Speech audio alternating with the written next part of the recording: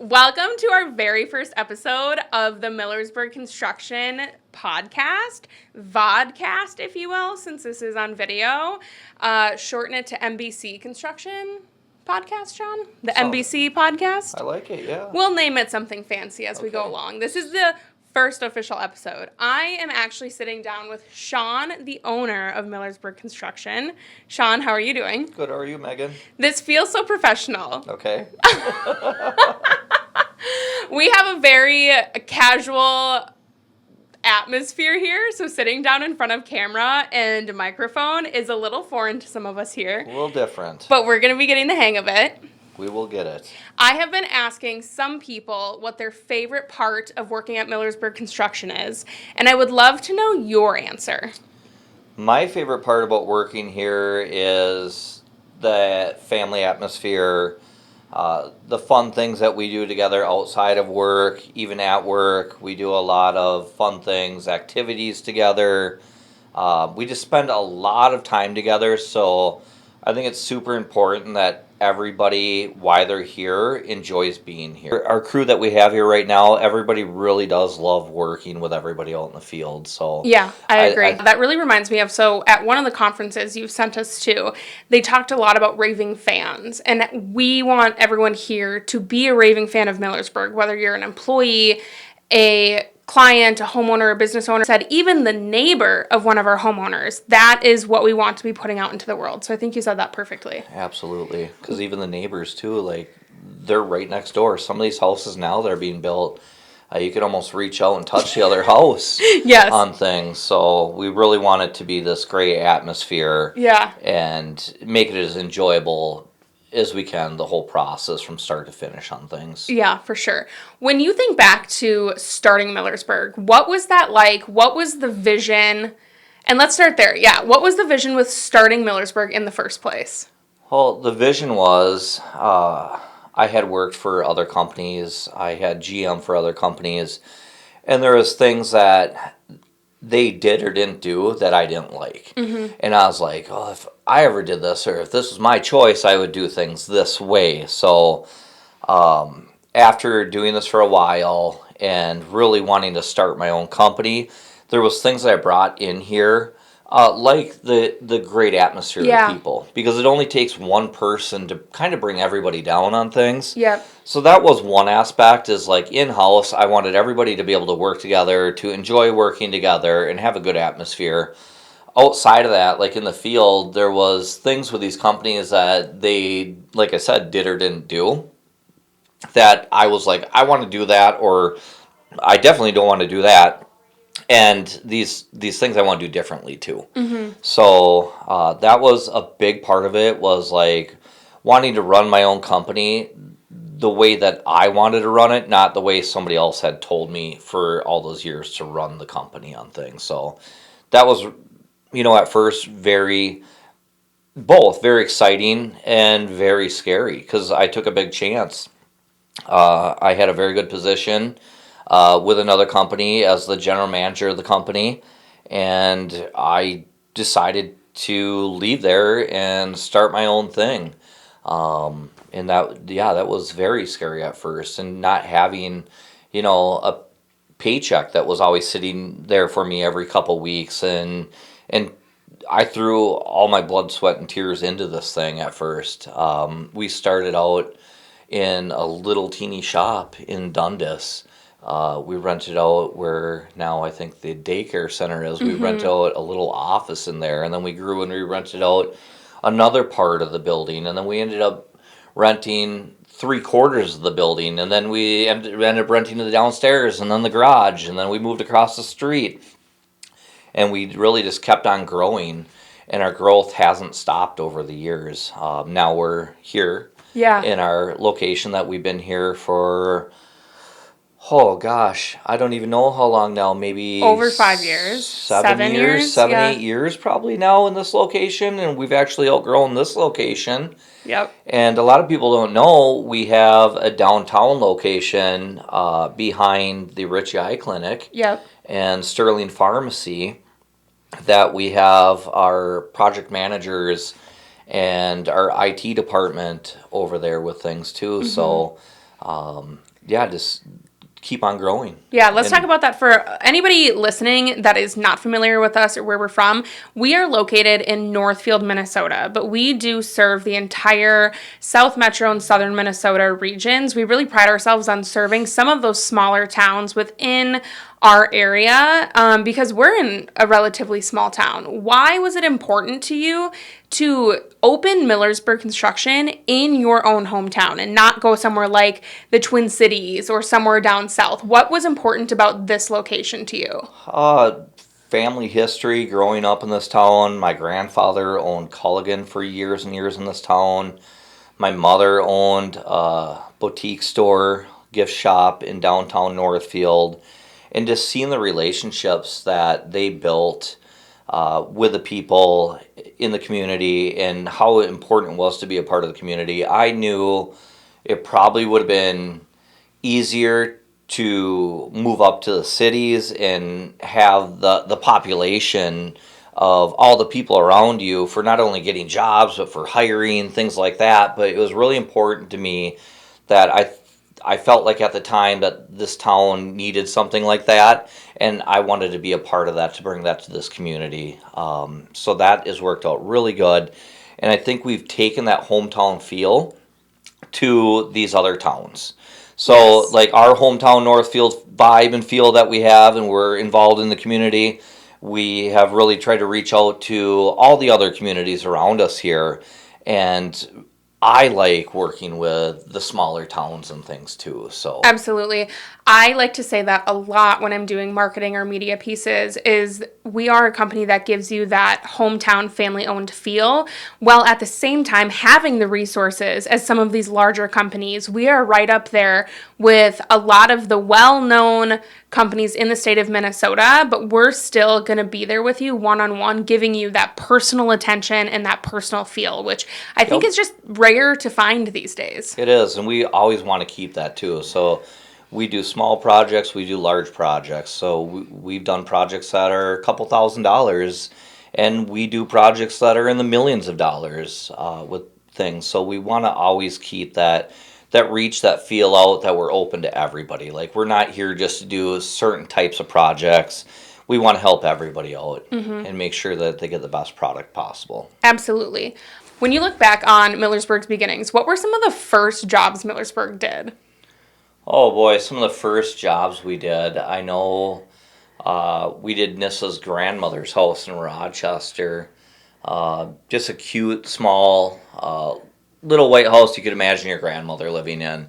One story, not steep at all.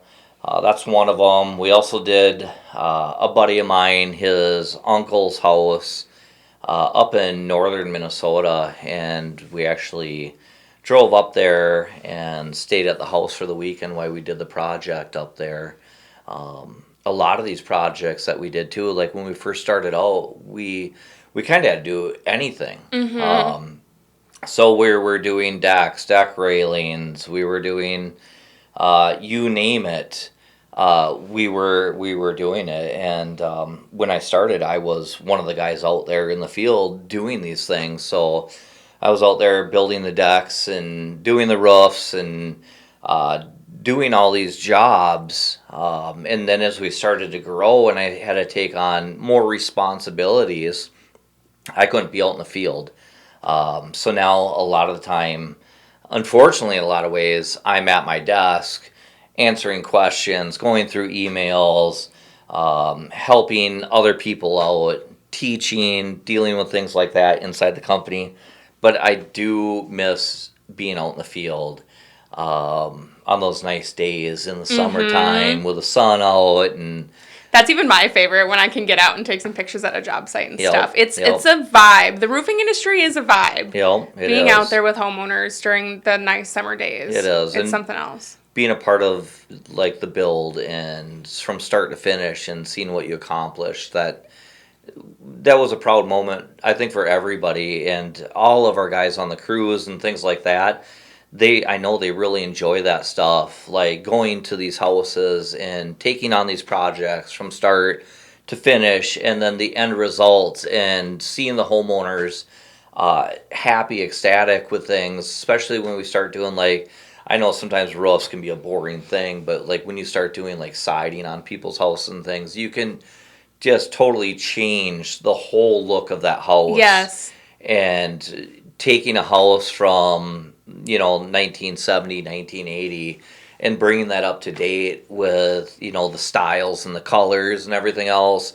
And you wouldn't be able to tell that that house is 40, 50 years old. It looks like a brand new house. It's really fun. I still love you going out in the field and taking the before and after pictures of the houses and seeing that, because it's just fun seeing it. I feel like I'm part of the evolution of these houses changing with the customers on things too. So I'm excited for the customers, even though I maybe don't meet and greet and talk to you all the time. There's somebody out there doing it, but I do see all this stuff, and it's a great experience. Knowing that I'm a part of that, helping these people change their cool. houses. I never really thought of that till you just said that out loud, and that makes me feel special too, that what I do with some of our media and our marketing shows everybody else here who's not working with those homeowners directly the impact that we're making through photos and videos and stuff. That's really cool. Could be a night-day difference on some of these houses. Yeah, it is, definitely. I love that. Yep. How do you feel Millersberg has evolved over the past 13 plus years? So we've evolved many, many ways, obviously, from our growth and changing and moving different offices to getting our current location that we've been at. But like what we've done for projects too. At first, like I said, we were doing a little bit of everything. I remember a project I was up in Shoreview. Yeah. And it started with the remodeling of his basement, and then it started upstairs, and then it was in the kitchen, and then he wanted us to redo the bedrooms and the hallway upstairs, and then the staircase. And at the time, like, it was one of our first jobs, and I was there working and doing all this stuff, but I just remember, like, I wanted this job to be over because it just kept going. And it was like an hour and a half to 2 hours away from my house. Yeah. So it was like a 2 hour drive up there and a 2 hour drive home. And I just remember with the guys trying to get them to stay there as long as I could. Because I knew, like, if we left at 3 o'clock instead of maybe like 6 or 7 o'clock at night, yeah, it was a longer day. But we got so much more done in that time, it would maybe save us. Like, you're thinking there's almost a half day of driving if you're looking at 4 hours of driving up to a project on things. So we've really kind of honed in on our specialties. Yes. Of what we do. And there's a reason why people ask and they're like, oh, why do you only do this or that? Well, because we've really honed in on our specialties of things. So what we do is roofing, siding, windows, and gutters. Glad you brought it up. Yeah. You know, and that's the trades that we like to do. There's other guys that do other trades. We specialized in these trades on things and just realized we couldn't do everything. And it's helped us grow as a company, and I think become a much stronger company in the process of choosing the path of these different trades and really making these specialty things that we do on things. Yeah, I agree. Like, we'd rather do these 4 things and do them really well than try and do 10 things and do them half as good as we could. Yeah, like they say, jack of all trades, master of none. Yes. Yes, so for sure. we've really mastered our trades that we have. Yeah. And try and stick exactly with what we're good at. Things. Amazing. Yep. Where do you see Millersberg Construction in the next 5 years? So we are on a growth path. I see, and I'm kind of in the plans right now of opening up another office south of Millersberg here, about 45 minutes south. I won't say the exact locations right now, but everybody knows, like we've talked about, I like the small town feel, the small town vibe. So it'll probably be another smaller town. We do hit the bigger cities. We do hit, St. Paul, Minneapolis, Rochester, Mankato. And I like the vibes of Rochester, Mankato too. They really have that small town feel in those towns too. You step into Rochester and it's 100,000+ people, but you get to meet the people in Rochester and the communities there, and it's like you're in Northfield. I forget Rochester is as big as it is until I get there, and I'm like, oh, it is a city. Yeah.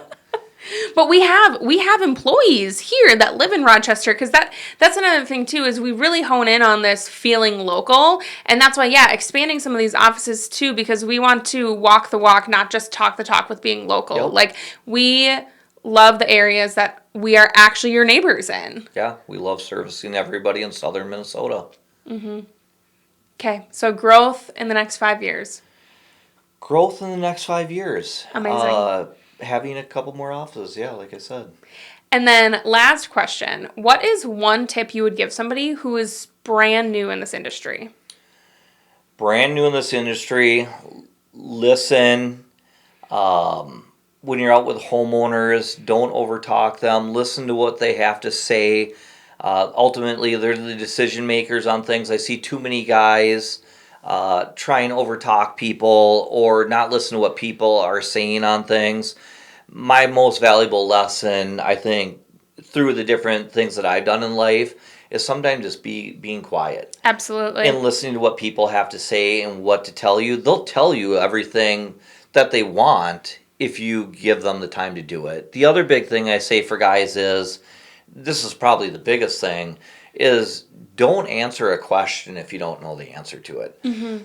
So many people want to answer every question and appease everybody and make everybody happy. But when I get new guys in here and we're going through training on things with everybody, I say, hey, if you don't know the answer, tell the customer that I don't know the answer to this, but I'll make a call and I'll get that answer for you, okay? And I think that's a good feeling too, because when people try and just answer questions and somebody knows what they're talking about, they see right through it, and they're not going to want to work with you either on things. For sure. Well, that's it for our first official episode of the MBC Podcast. Thank you, Shawn, for joining us. Thank you for having me, Megan. Okay. Bye, you guys.